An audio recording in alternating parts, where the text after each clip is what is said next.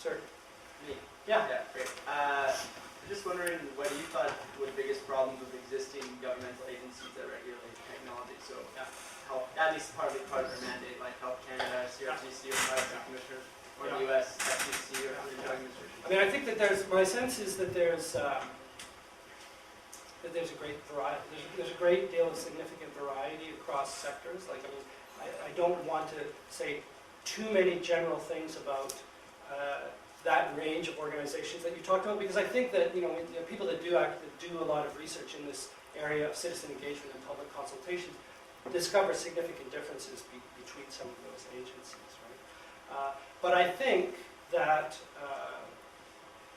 in general, if I was going to say something in general, I think that there has been a kind of it's a weird kind of paradoxical thing, because on the one hand you've had, I think, a kind of diminishment in certain sectors of meaningful public consultation, alongside a kind of ramped up rhetoric saying that we need to get into citizen engagement and we need to get into public consultation more. And so you have a kind of widespread effort at the federal level to kind of do citizen engagement more often.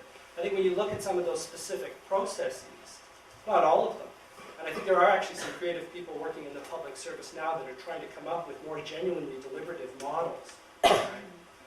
But especially in the early rollout of some of this public consultation stuff, as I mentioned in the lecture, a lot of it was oriented towards a kind of risk management strategy, which was, let's do public consultation, so we can say we've done public consultation. Let's use it to kind of gauge how people respond to the kind of policy proposals we're putting out there, so we can better craft, not so we can change the policy, but so we can better craft the way we roll it out to the public. Let's also sort of cultivate kind of institutional ties with a certain range of actors that are consistently consulted with, so that we can develop a kind of almost internal consultation culture that doesn't really press the boundaries of what we're doing here. And also a lot of the more open consultations that have been held, things like the Romano Commission's thing, the Department of Foreign Affairs did a foreign policy dialogue thing where they did a sort of open online consultation. The one that have been more open and less controlled, in what I've seen, have had a much poorer record of connecting the kind of participation that they solicited to anything like outcomes, or to making it clear to the participants how their participation was connected to possible outcomes. That being said, there still remain, I think, significant bodies, like the CRTC when it comes to media, for example, that has as part of its mandate, right, a requirement to consult the public, to hold public hearings, to receive submissions on a routine basis.